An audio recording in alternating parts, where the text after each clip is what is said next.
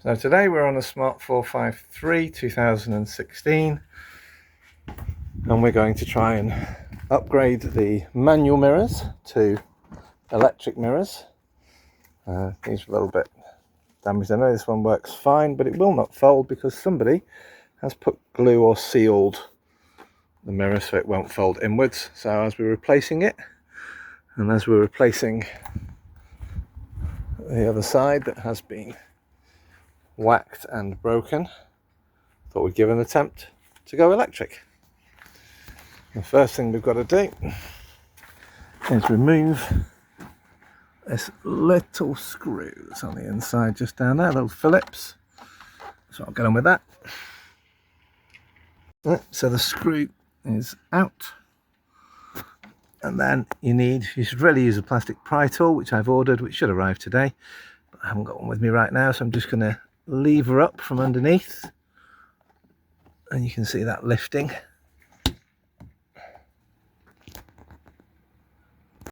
So those two screws are torx screws, and I used a T15 to remove them. Now what I've also noticed is the cables that hold it in, that stop this being removed, are held in by two screws. You can see one there, one at the top and one at the bottom, so I'm just going to have to remove them so I can take the casing away from this little lever here. And then with a little effort you can lift it out and pull it away. There's a cable connection underneath, so don't pull it too far. You can see how it all sticks through there, and you can see the fixing bolts, 1 and 2 in there as well. So I'm just going to take this outer casing off, and the two inner screws are also torx screws, but you can use a spanner because they're obviously hex shaped. And sneakily, there is under here, deep in the bowels there's a third screw that needs to be removed. Right, as I'm removing the third screw, the mirror itself has come away, so make sure you keep hold of it. Don't allow it to drop if you're keeping the mirror glass or the shell casing. Now this side had an electric cable clip in, just with the two blue wires. Makes me even more suspicious that the other side had already been replaced once. And I can show you on the one that's already been removed that there are a set of 3 clips in there as well. That'll be the final thing that needs to be pushed out from inside to get the mirror off. So I'm not going to refit this having just taken it off, but the biggest problem then of course is that this big piece of plastic won't go through the small hole that's holding it back on. So I put one of the torx screws back on just to hold it in place, and then I used 2 screwdrivers and pushed them down because there's 2 little slots on either side of here. So I used 2 at the same time, pushed them down, and what I couldn't see in the mechanism was there's a clip on either side of there that you push in, and if you're pushing forwards with your screwdrivers down the little slots and then pulling backwards on the outside of the plastic, it pops off. So just for a recap, it was fitted on like that all the way on. Screwdriver down this side, screwdriver down this side at the same time, pushing forward, pulling back, and that pops off. Now I can undo that torx screw and just pull it out.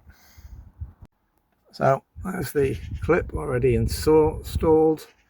That's obviously the earth on that side. I'm just going to retrofit this, put the new electric wing mirror back on and plug it into that socket.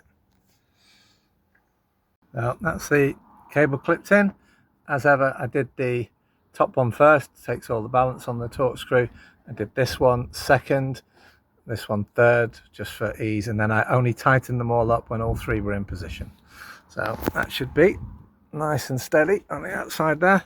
I'm just going to put the cover back on now. Right, so we're on the driver's side, and this little plastic clip here below your handle is where the connection is for your wing mirror button. I'm just going to try and pry it out first before seeing if I need to remove the whole door card. As it happens, it came straight out, and fortuitously they've actually taken the trouble of connecting the wires into the back of this little socket. So I'm just going to swap this over for the switch that I purchased. That was a straightforward swap over for the connection. Now you just put it into position. You can see the little section at the top there, you might be able to see it. It just needs to fit into that slot, and then I need to push backwards on it. There we are. Right, that looks good.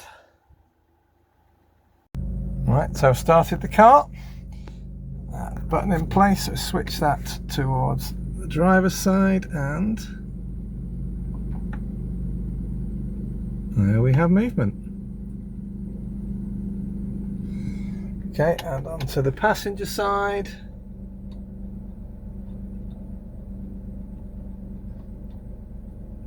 Well, thank you for making that nice and easy, Smart. All good. Hope you enjoyed it.